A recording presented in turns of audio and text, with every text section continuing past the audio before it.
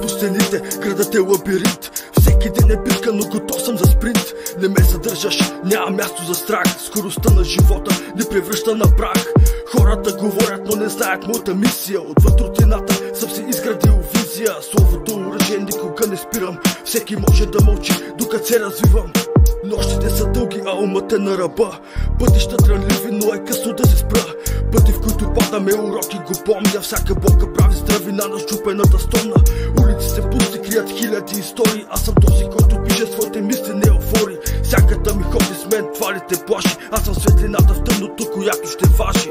Губим се в светлините на града. Търсим се, но сме бледи всеки в нощта.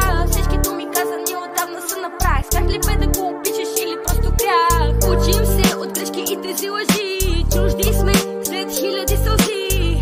Думите казани отдавна са на прах. Страх ли бе да го опишеш или просто грях? Думите са прости и никой не ги чува. Вече спрях да живея в заблуда. Не ме слушаш, но много добре чума. Когато заговорих за голяма сума, вече останаха малко събеседници.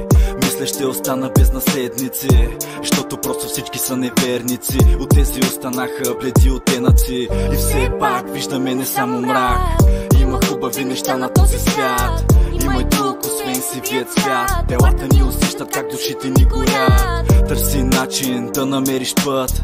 И ще е трудно и ще искат да те спрат, но няма да се даваш, ти не си слабак. Ако паднеш, ще се изправиш пак и пак. Губим се в светлините на града. Търсим се, но сме бледи всеки в нощта. Всички думи казани отдавна са на прах. Страх ли бе да го опишеш или просто грях? Учим се от грешки и тези лъжи. Чужди сме след хиляди сълзи.